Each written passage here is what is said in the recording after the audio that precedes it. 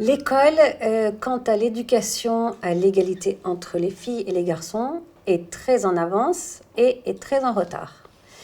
Très en avance parce qu'on est depuis une vingtaine d'années vraiment dans beaucoup de recherches sur ce thème-là, beaucoup d'expérimentation, un petit peu de formation des enseignants et des enseignantes, et très en retard parce qu'en réalité, pas grand-chose ne bouge.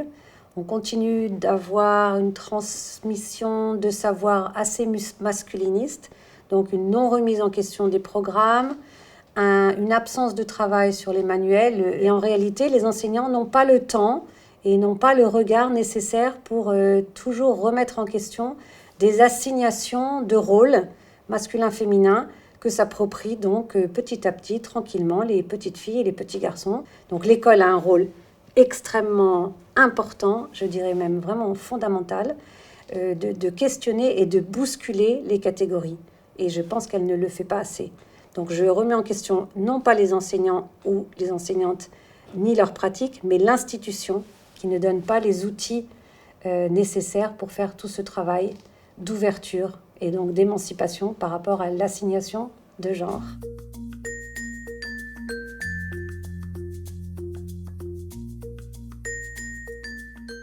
À l'âge adulte, on retrouve ce qu'on a préparé, ce qu'on a fabriqué au départ.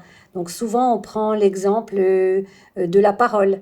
Un des stéréotypes répandus, c'est que les filles papotent et les garçons gigotent.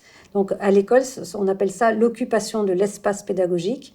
Et il y a vraiment une occupation masculine et féminine, non pas parce qu'il y a des garçons et des filles, mais parce que les enseignants orchestrent la différenciation entre les garçons et les filles en acceptant que les comportements soient dissociés, soient opposés, alors qu'on doit faire partager les compétences, on doit les faire acquérir de façon égalitaire, tout à fait égalitaire. Donc on n'est pas du tout dans une neutralité.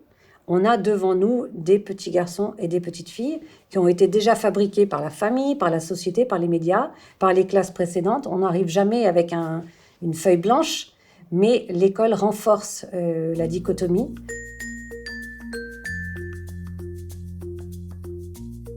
La formation des enseignants, des enseignantes, à mon avis, est sur un double pivot que j'appelle la prise et la crise de conscience. La prise de conscience, c'est simplement voir comment on distribue le masculin et le féminin dans sa propre classe. Souvent, on est surpris des inégalités qu'on peut créer, rien que par le choix des matériaux pédagogiques, rien que par la gestion de la parole dans la classe. Et donc, aucun enseignant, aucune enseignante ne tolère de traiter différemment l'un ou l'une de ses élèves. Donc, c'est la crise de conscience. Qu'est-ce qu'on va pouvoir faire pour rétablir un équilibre? Et donc, simplement donner aux enseignants l'opportunité de s'observer, d'observer d'autres collègues en action, fait ressortir des inégalités qui sont créées par la situation classe et à laquelle on peut remédier de façon assez pragmatique, assez aisée, mais ça passe par des temps de formation. Or, les formations qui sont passées par différentes réformes n'envisagent pas énormément d'opportunités pour réfléchir la mixité à l'école. Et ça, c'est bien dommageable.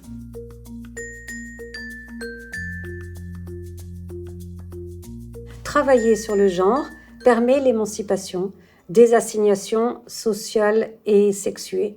Et donc la prise en compte du genre, c'est un petit domaine, mais en fait qui est diffus, qui est partout. Et en tenir compte pourrait faciliter le fait qu'on travaille à l'autonomie des jeunes élèves. Et donc, ça serait vraiment nécessaire que l'école se soucie de cela.